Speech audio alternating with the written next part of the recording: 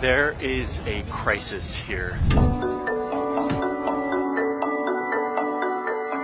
Millions of people have fled Venezuela as the country crumbles. El sueldo mensual no nos alcanza para una caja de cornflakes. Many of them are coming over this border into Colombia. Hay hambre. En Venezuela está en crisis, no hay nada. Here in this border town of Cúcuta, you see people with suitcases full of all their belongings. They don't know where they're going, they just know they need to get out of their country. Todas las tiendas están cerradas, todas las tiendas porque ya quebraron los negocios, las carnicerías, los supermercados.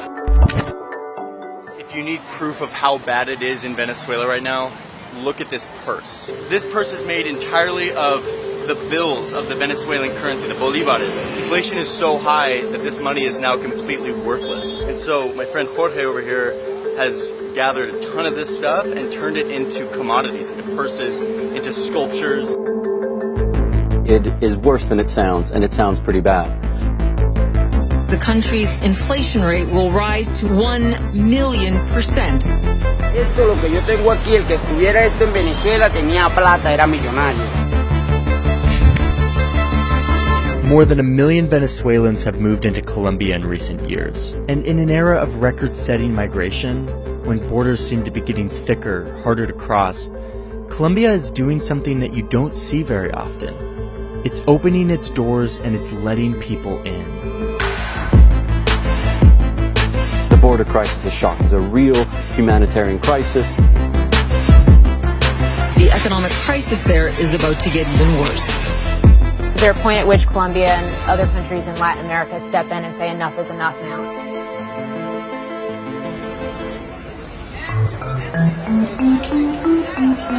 This border town of Cúcuta is now totally bustling. This is the very end of the border right as people are entering. So the one thing that you'll hear that is a little interesting is se compra cabello. We buy hair. So you continue on their way to make some money as the women will sell their hair. Basically get 100,000 pesos, which is like $30.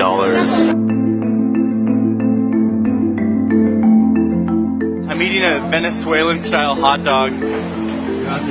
And the guys are reflecting on how much this hot dog would cost if they were trying to buy it in Venezuela with the current economic situation.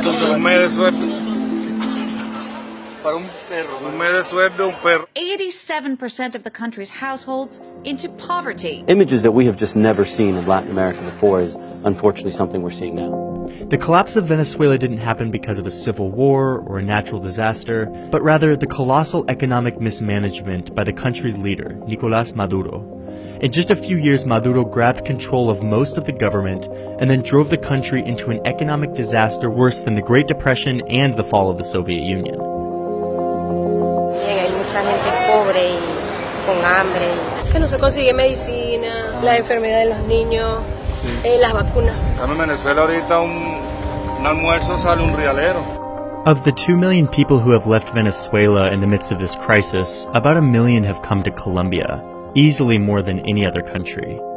The response by most countries in the region has been to put up new measures to stop migrants from flooding into their country, but not Colombia. Here, the border stays relatively easy to cross. And even though Colombia already has millions of its own people in need of humanitarian assistance, the Colombian people and politicians continue to let these migrants in. So I have decided that we're not going to close the border. We have to give them support. Now we're in the refugee camp, is what they're calling it, and here the government provides all sorts of services to these people. Hay odontología, hay asistencia legal, asesoría psicológica. Haircuts and manicures. Today in the camp they're playing music, some Colombian, some Venezuelan, and everyone, locals, migrants, starts singing and clapping along.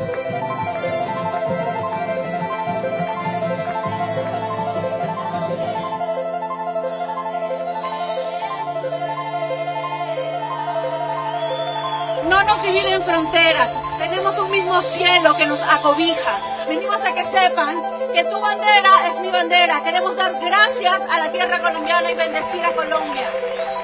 Eso que estamos muy agradecidos con el pueblo colombiano, porque personas como ella nosotros nos podemos alimentar.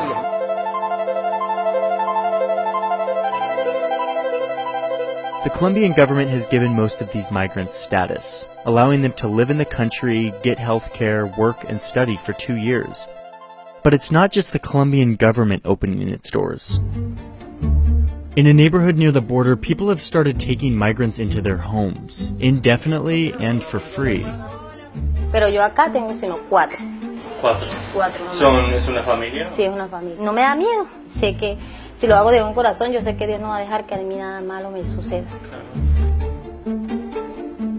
Hola amigos, ¿qué tal? O sea, ustedes también tienen sus propias necesidades. ¿Cómo lo hacen llevar las necesidades de otras personas? ¿Es difícil eso? Sí, claro. No es fácil, pero uno es guerrero, uno como colombiano es luchador. Uno dice, no, pues ahí aguantamos para todos. Ahí desde que traten de aguantar, ¿no? ¿Sí? Carlos también nos ha ayudado, que esos días siempre lo vamos a agradecer, pero... Y se han portado bien, gracias a Dios. And to understand why these people are opening up their doors to Venezuelans, you have to understand their past. If you go back to the 1800s, Colombia and Venezuela were actually a part of the same country, called Gran Colombia. This country eventually broke up into the modern states we know today. Decades later, in the 80s and 90s, Colombia was experiencing some of the worst violence in its decades-long war with the rebel group called the FARC. This war displaced more than 7 million people, more than any other modern war. Hundreds of thousands of those people fled to Venezuela, where the economy was thriving. And the Venezuelans took them in. Yo fui a Venezuela, yo fui al oriente de Venezuela, estuve 2 años allá. ¿Y los venezolanos? Me atendieron muy bien, la gente allá es muy acogedora. So in a sense, this is the Colombians' way of paying back the Venezuelans for the hospitality they were given. Here at the border, you go down the street a little bit and you see this sign that says, "Welcome to Colombia." Above it, it says, "Colombia and Venezuela united forever." In spite of these two countries being different, having very different governments, there is this common identity among the people. But there are reasons to believe that this sense of solidarity might not last forever. A slew of crimes allegedly committed by Venezuelans have led to a new wave of skepticism in the country. Earlier this year, the police chief in this border town told people that they shouldn't rent their properties to Venezuelans after a migrant was arrested for a homicide. Bueno, como antes que tú llegabas y pase, le servían a uno al 100%. Ahorita hay esa desconfianza porque hay venezolanos que de verdad, lastimosamente, hemos hecho lo malo. But despite the growing skepticism, many Venezuelans continue to see tremendous support in Colombia, a country that has chosen to keep its doors open to the thousands of migrants who come in every day. I'm so glad you've watched episode 1 of Borders Colombia. I've got a bunch more episodes coming your way, another one next week, so keep watching. And I want to say a huge thank you to the Borders local network. They allow me, an outsider, to come into this place and to understand it in a better way. So thank you to the locals who contributed, and stay tuned for more Borders.